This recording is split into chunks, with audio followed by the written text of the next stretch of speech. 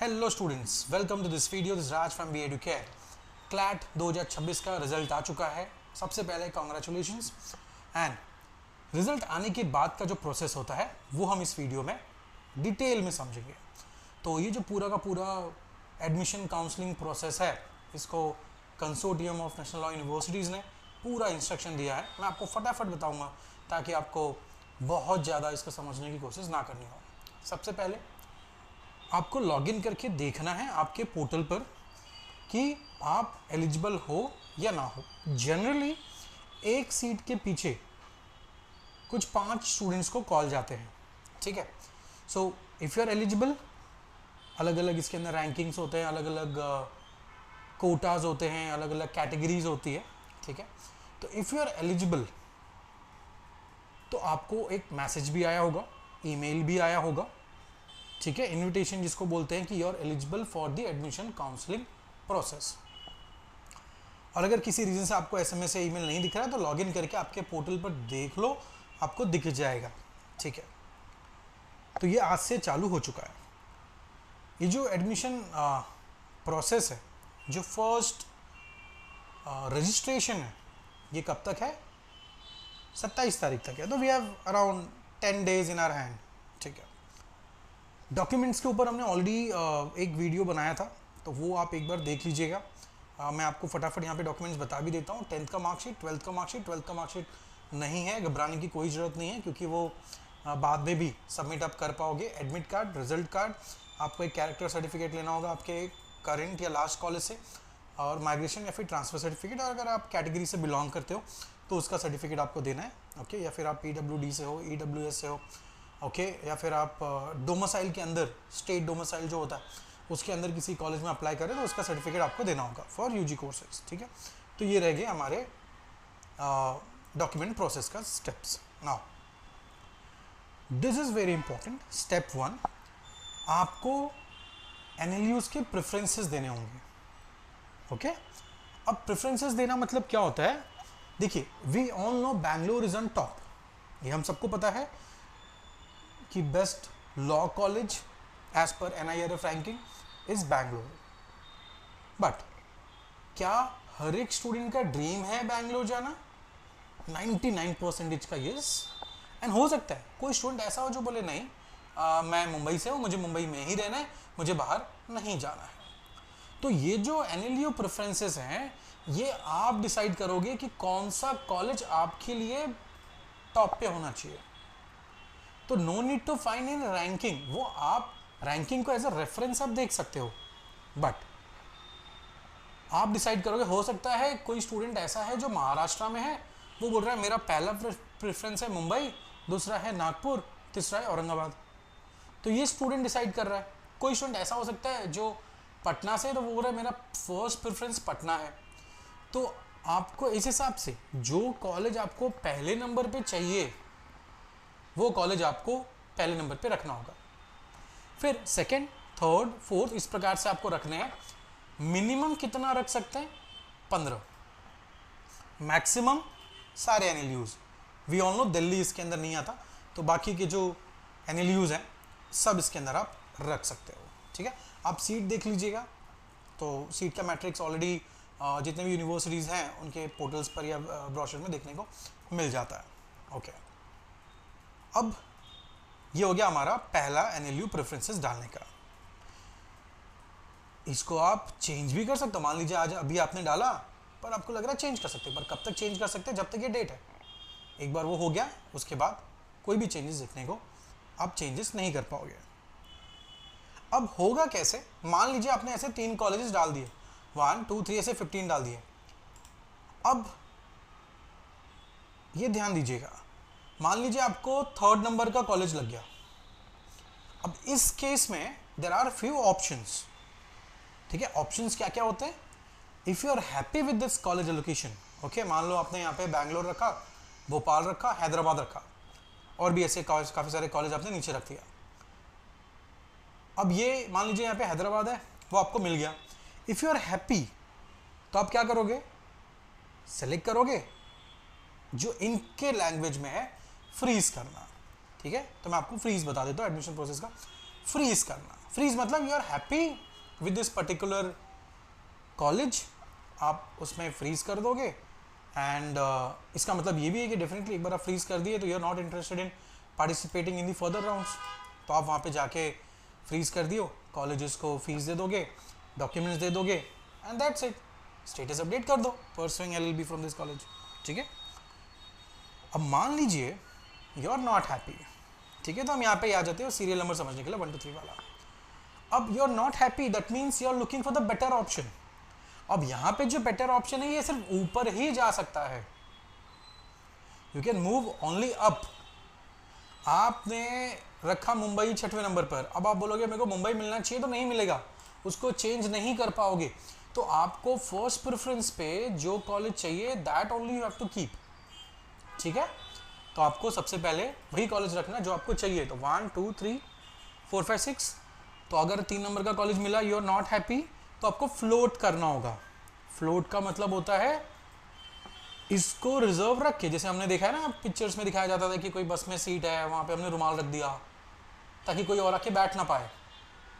अब हम बस में गए, उससे बेटर सीट दिखी, मान लो विंडो सीट दिखी, तो आपने क्या किया, रुमाल अपना उठा लिया, वहाँ पे जाके बैठ गए। बट नेक्स्ट राउंड में अगर आपको बेटर कॉलेज मिला, चाहे ये मिल सकता है चाहे ये मिल सकता है, नीचे तो नहीं आएगा। तो अगर ये कॉलेज मिला तो अगेन आपके पास ऑप्शन आएगा फ्रीज का। If you are happy go ahead, if not then float. Float करोगे तो अगेन वो रुमाल रखने वाला कॉन्सेप्ट है, या तो ऊपर का मिलेगा या तो यही मिलेगा। ठीक है, तो ये हमें समझ में आ गया होगा। मैं एक बार फिर से बताता हूँ व्हाट इज फ्लोट। आपको एक 3 नंबर का कॉलेज मिला जो आपने रखा था 3rd नंबर पे, आपको लग रहा है वो नहीं चाहिए, हो सकता है ऊपर का मिल सकता है, तो आप ऊपर के लिए वेट कर रहे हो फ्लोट करके। अब यहां पे अगर ये कॉलेज मिला तो अच्छी बात है, और अगर नहीं मिला तो क्या होगा, फिर से यहाँ आ जाओगे। मान लो वो रुमाल वाला कॉन्सेप्ट समझते हैं, आपने रुमाल रखा, बस में गए, उससे अच्छी सीट मिली तो वहां चले गए, रुमाल ले लिए, और मान लीजिए पूरी सीट भरी थी, सिर्फ वही सीट खाली थी, तो क्या करोगे, वहां पे बैठ जाओगे। ठीक है, तो दिस इज फ्लोट। तो आई बिलीव आपको समझ में आ गया होगा what is freeze and float. ये दोनों चीजें हमें समझने की जरूरी है, क्योंकि एडमिशन काउंसलिंग प्रोसेस में ये समझना आपको जरूरी है। एंड थर्ड बहुत ही आसान तरीका है, आसान वर्ड है, which is exit. If you are not happy, आपको पार्टिसिपेट नहीं करना है। काफ़ी सारे ऐसे स्टूडेंट्स हैं जो बोलेंगे नहीं मैं जो मुझे डिजायर्ड एनएलयूज है वो शायद ना मिले। हालांकि आपको पार्टिसिपेट करना चाहिए, वेट करना चाहिए, पर अगर आपको लग रहा है कि नहीं मुझे पार्टिसिपेट करना ही नहीं है, मेरा रैंक कम है, तो मैं यहाँ पे नहीं जाना चाहूँगा, तो you can directly exit from the admission process. But एक चीज़ ध्यान दीजिएगा, एक बार एग्जिट कर लिए तो दोबारा नहीं जा पाओगे। तो व्हाट वी रिकमेंड, आप ये जो एडमिशन प्रोसेस है 5 राउंड्स होंगे, round 1, round 2, round 3, round 4, round 5। And एक हिडन सीक्रेट बताता हूँ, कभी कभी ऐसा होता है कि 2-3 महीने के बाद भी किसी कॉलेज में वैकेंसी आ जाती है। मान लीजिए एडमिशन प्रोसेस खत्म हो गया, ओके, अभी भी देयर इज अ चांस कि कोई बच्चा वहाँ से एग्जिट कर ले, किसी और कॉलेज में चला जाए, या फिर उसको डिसाइड कर लिया कि मुझे नहीं करना है। ठीक है, तो 5 राउंड्स होते हैं, बट आगे भी सीट्स खाली अगर होते हैं तो वो हो सकता है। यहाँ पे you can see however thereafter admit candidates to fill remaining vacant seats if any by following their prescribed norms। so basically हर एक जो NLUs है, अगर उसमें लग रहा है कि सीट समझो 100 थी, 2 सीट खाली हो गई, तो एडमिशन प्रोसेस खत्म होने के बाद भी वो सीट भरी जा सकती है। ठीक है, एंड जो भी आप यहाँ पे कैसे होता है, this is a booking fee which you need to pay. तो जब आप एडमिशन प्रोसेस के लिए पार्टिसिपेट करते हो, उसके लिए जनरल कैटेगरी के स्टूडेंट्स को 30,000 रुपये देने हैं, एंड जो स्टूडेंट्स रिजर्व कैटेगरीज हैं SC ST OBC BC AWS PWD से, उनको 20,000 रुपये सबमिट करने होंगे। ये सब कुछ ऑनलाइन पोर्टल पर ही होगा, आपको कहीं किसी और को नहीं देने हैं, सब कुछ क्लैट के पोर्टल पर ही पे करना। अब आप बोलोगे ये मेरा फीस का क्या होगा, तो the moment you will take admission किसी कॉलेज में, मान लीजिए आपका लग गया बैंगलोर, हैदराबाद, भोपाल, जो भी आपका चाहिए था वो लग गया, आपने वहाँ पे एडमिशन लेना है, तो ये बैलेंस अमाउंट जो मान लीजिए वहाँ पे आपको अभी 1 लाख पे करनी है, तो ये 30,000 माइनस करके ही आपको बैलेंस अमाउंट देना होगा।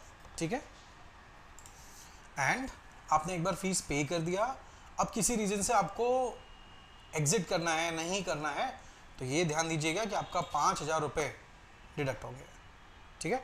उसका भी डेडलाइन है कब तक ये चीज़ें हो सकती हैं, तो एक बार आप इसको पढ़ लीजिए, ओके। एंड जो मेन पॉइंट्स थे, फ्रीज, फ्लोट, पैसा कितना देना है, ओके, वो मैंने यहाँ पे कवर कर दिया। अब एक इम्पॉर्टेंट जो चीज़ है वो मैं बता देता हूँ,